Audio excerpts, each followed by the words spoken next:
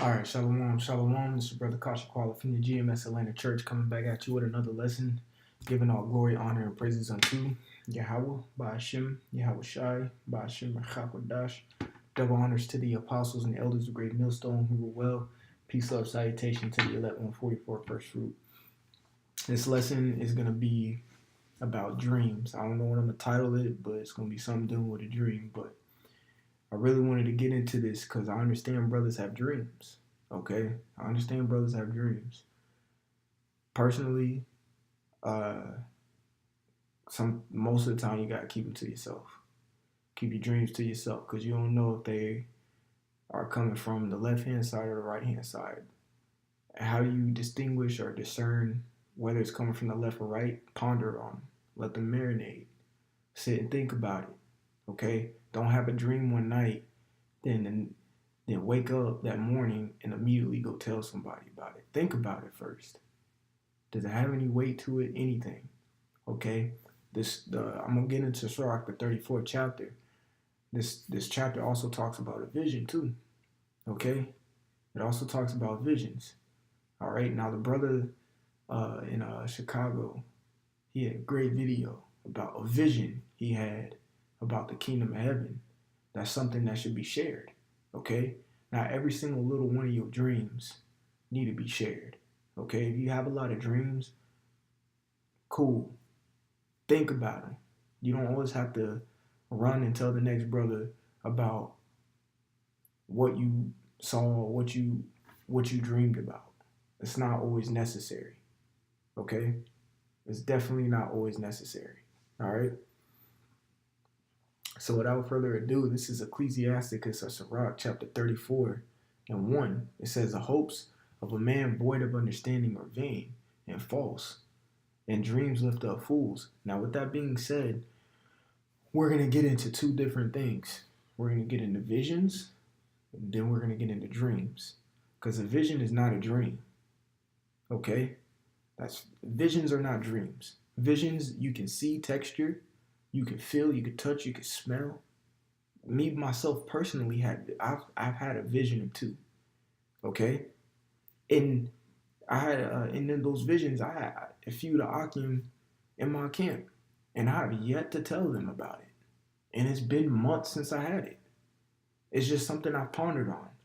It was crazy because I had a vision and I told a brother who wasn't even in my vision about the vision. You know?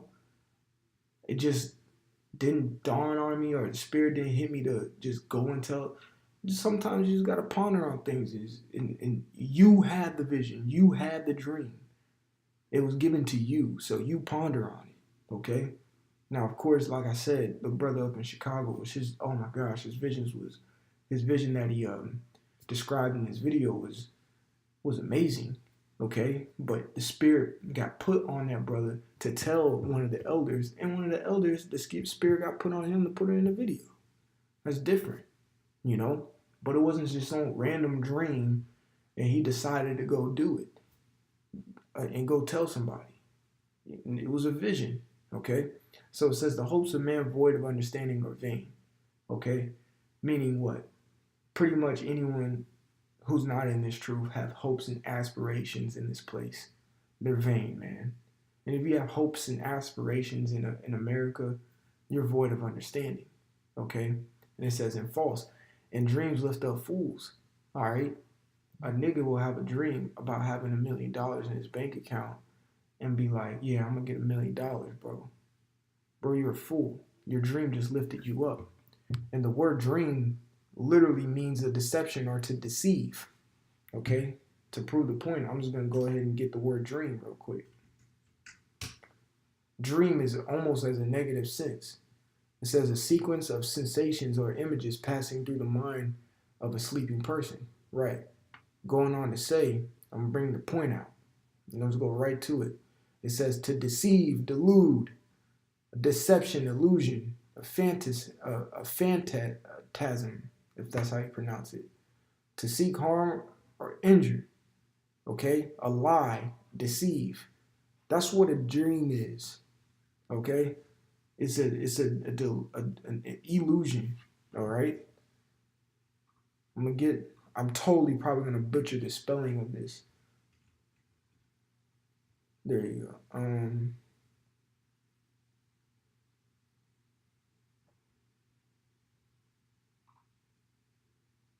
That's not what I want. But see, I don't even know how to spell it. There, I think this might be it.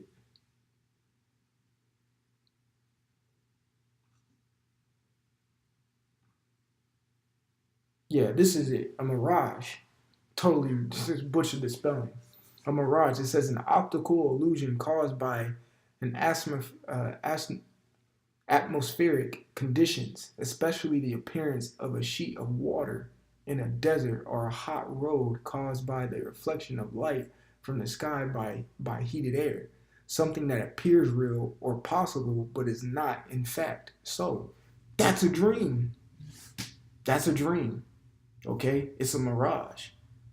Okay? So if you constantly if you're a brother who always has dreams, don't always go to another bro. I had a dream, bro. I had a dream, bro. I had a dream. Bro, it's a dream. It's a mirage. And okay, think about that dream that you had. All right, it doesn't always need to be shared. Okay, a dream, like it says, it's a deceiving thing. It's an illusion. It's a deception. Now, dreams and visions are different. Very different. You want to know how they're different? Okay. I'm gonna show you how they're different. Book of Revelation. All right, I'm not even gonna read anything from it. Matter of fact, to even get a better look. Okay, to even get a better look.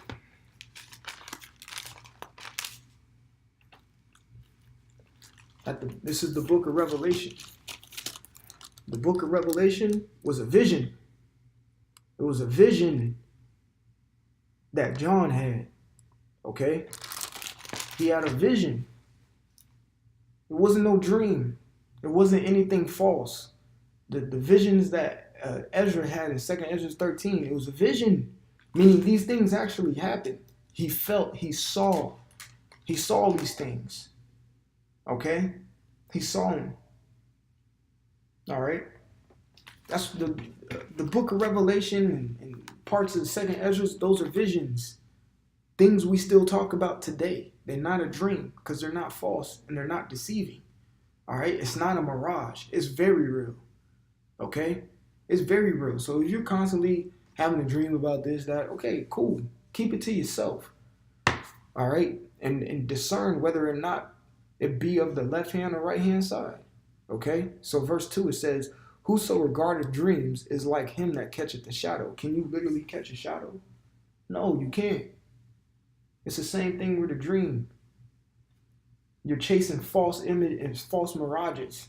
You're chasing mirages. Okay? You can't really grasp a dream. You had a dream about eating a donut. You wake up and you're like, oh shit. It's not real. Okay? All right? Again, the word dream means to literally means a deception or an illusion. Okay? To deceive, delude. I keep reiterating that. All right? It is like him that catcheth the shadow and followeth after the wind. Can you follow after the wind? Hell no, you can't. The wind goes wherever, which way. Okay? It could be blowing south and the next minute it's blowing west. You be ending up going in circles. Okay? Can't physically follow the wind. It goes wherever it goes. It's the same thing with a dream. You have a dream and it flies away. All right? Verse 3. Now, the verse 3 is speaking about a vision. Okay? The vision of dreams is the resemblance of one thing to another. Okay? Even as a likeness of a face to a face, meaning it's real. You done seen it, you touched it, you're in that dream, you're in that. It's like the movie Inception. You're inside of the dream. Okay? But you can feel it, you can touch it. You remember it vividly. Okay? That's what a vision is. A dream is just, I don't mean to just downgrade a dream or anything, but it's just there and it's gone again. Okay? And it may not have the most up to date meaning or whatnot. I don't know if that's the best way to put it, but it's just a dream. It fades away, it goes away. It's a mirage. Okay? So if you had 20 some odd dreams last night, bro, just think about it before you even mention the fact that you had 20 odd dreams. You know? Just think about it first. All right? It says, because like I said in the beginning, you had the dream. The dream was given to you. You ponder on it. Okay? You ponder on it.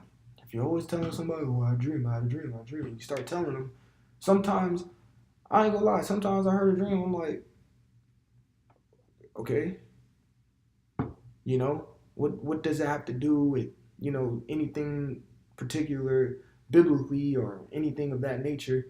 Bro, you should have just kept that to yourself, you know?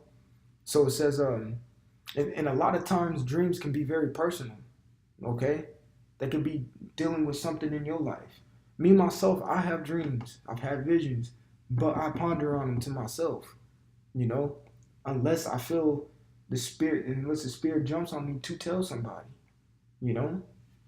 It's just being real, all right? It says, like another example, the Apostle Tahar, he had a vision about, he just did a video on it.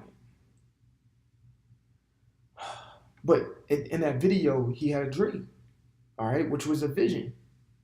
And the spirit was jumped on him to share it. And it was a deep lesson. And it's actually very edifying as well. Okay? So continuing, it says verse 4. It says, of an unclean thing, what can be cleansed? And from that thing which is false, what truth can come? All right. So it says from that thing which is false, again, which is false, a dream, it's a deception, which can be leading into something that's false, a mirage, false. It says something that appears real or possible, but is not in fact so, which would be false. What's the opposite of true? False. True and false. So a dream, most of the time, are false. Just think about them. Think about them before you open your mouth and say them to somebody. Okay? So going on to verse 5, it says, divinations and soothsayings and dreams are vain. Now you noticed, it said 3 different things, but it didn't say a vision. It did not say a vision. Like I said, the book of Revelation, he was having visions. Second Ezra's, the 13th chapter, was a vision. That vision is still talked about to this very day. It said divination, soothsayings, and dreams are vain. It didn't say visions are. All right, there's a difference between a dream and a vision. Okay, and it says, "In the heart fancieth as a woman's heart in travail." Okay, if they be not sent from the Most High in thy visitation, set not thy heart upon them. Forget about it. Forget about it. Let it go, man. Let it go. All right. Verse 7. For dreams have deceived many, and they have failed that put their trust in them. So if you always have dreams on top of dreams, man, ponder on it. And sometimes when it's just like, okay, whatever, bro. Let it go. Set not thy heart on them. Now, if you had a dream where you feel like, oh man, well, ponder on it, okay? Don't always go to the first brother you see and say, oh, bro. All right, bro, think about it. This is the reason why Matthew, I'm going to read this, and I understand Matthew 6 goes into prayer, but there's one specific thing that I want to point out that he was talking about in the book of Matthew. So this is Matthew chapter 6 and 5. And when thou prayest, thou shalt not be as the hypocrites are, for they love to pray standing in the synagogues and in the corners of the streets, that they may be seen of men. Verily, I say unto you, they have their reward. Here's the point. This is what I want to point something out. It says, but thou, when thou prayest, enter into thy closet. Okay? Enter into your closet. When you have a dream, enter into your closet. Ponder about that dream. Think about it. Okay? Let's get the word ponder. Okay? Ponder. To estimate worth of. Oh my gosh. To appraise. To weigh. Poise. But the point, to estimate the worth of. Estimate the worth of the dream. Is it worth it to relinquish this information that I had in this dream? Is the weight? Is it weighty enough? All right. Appraise it. Okay. It says ponder, consider your dream, reflect on your dream, to weigh your dream out. Is this way enough to be mentioned verbally and being brought to existence, or just stay in my closet? All right.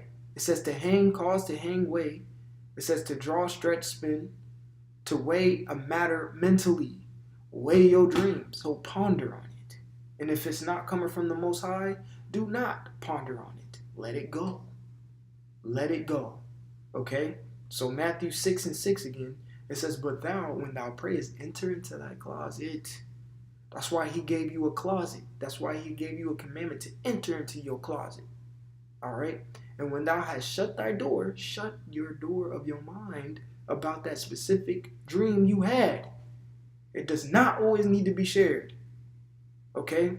Because I'm going to be honest. I'm going to be straight blunt. I'm going to be straight blunt. A brother always don't want to hear it every single time. If there's a brother that always, I had a dream. Bro, okay, we understand you have dreams, bro. Sometimes you got to think about it and ponder if it's suitable, or if it's heavy, if it's weighty enough to be presented. Okay? If not, just keep it or forget about it. If you had a vision and the Spirit hit you to let somebody know, let it be known. That's why you have these beautiful videos of brothers who have visions. Okay? It says, pray to the Father which is in secret, and thy Father which seeth in secret shall reward thee openly. Okay? So it's a dream. Ponder about it. Estimate the worth of it. Estimate the worth. If you're estimating something, the worth of something, you're discerning it. Okay? Which is a form of judgment. You're discerning your dream. All right? When you go into Salakia, when you go into Daniel's the second chapter, Nebuchadnezzar dreamed the dream. All right? It says it right here. Okay? Which when you read this, it was more so as a vision. He saw something, and he pondered about it. He pondered about the dream. Went to Daniel, and Daniel discerned it. Okay, and broke it down to him. That's what happened. All right, that's what happened. He had this vision. Daniel got it done. All right, and discerned it. All right, he pondered on it. Even Nebuchadnezzar pondered on it. He estimated the worth of it. All right? He estimated the worth and let it be known. All right? That's where you get the book of Daniel, the Daniel second chapter from. A vision, a dream. All right? So if you always have a dream after dream after dream, think about it first before you open your mouth, man. Think about it first before you open your mouth. All right? Even so, the scriptures tell you to do that. Okay? Let me see something. I think it's this. Bear with me. Yeah. This is Ecclesiasticus or Sirach chapter 18 and 19. It says, learn before thou speak. Okay? Learn your dream. Ponder about your dream. Estimate your dream. Discern your dream. Judge your dream before you speak it. Okay? And use physic or ever thou be sick, just to finish the scripture. Okay? It says, learn before thou speak. Learn it. Weigh it out first. All right? Don't just yap out the mouth. You know? Don't just yap out the mouth about it. All right? Think about it. Let it sit in your spirit for a little while.